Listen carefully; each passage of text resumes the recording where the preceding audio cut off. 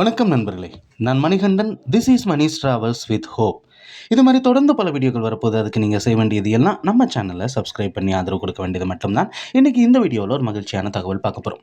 இப்போ எத்தனை ரயில்கள் இருந்தாலும் பத்தாது அப்படின்னு சொல்லக்கூடிய ஒரு பகுதி அப்படிங்கிறது இருக்கிறது. அது தென் மாவட்டம், குறிப்பாக திருநெல்வேலி.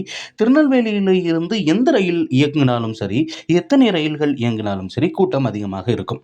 அந்த வகையில் சிறப்பு ரயில்கள் எப்போவாவது அறிவிக்கப்படுவது உண்டு. அந்த வகையில் ஒரு சிறப்பு ரயில் அறிவிக்கப்பட்டிருக்கிறது 4 வாரங்களுக்கு.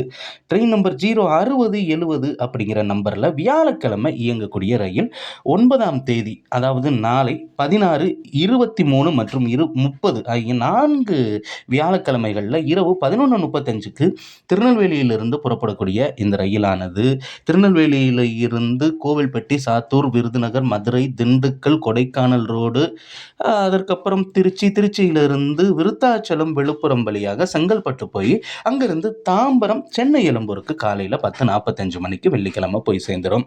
அப்படி சேரக்கூடிய ரயிலானது ரிட்டன் வெள்ளிக்கிழமை தான் கூட்டம் அதிகமாக இருக்கும். ட்ரெயின் நம்பர் 06069 அப்படிங்கிற நம்பரில் சென்னை எழும்பூரில் இருந்து 10, 17, 24, 31 ஆகிய வெள்ளிக்கிழமைகளில் பிற்பகல் 1:25 மணிக்கு, அதாவது வைகை எக்ஸ்பிரஸ் கிளம்புறதுக்கு முன்னாடி இந்த ரயிலானது புறப்படுகிறது.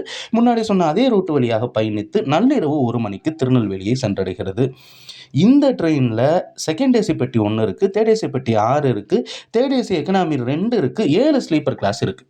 இதற்கான புக்கிங் அப்படிங்கிறது கிட்டத்தட்ட முடிஞ்சிருச்சுன்னே வைங்களேன். ஆனால் அன்ரிசர்வ்டு பெட்டிகள் 4 பெட்டிகள் இருக்கிறது.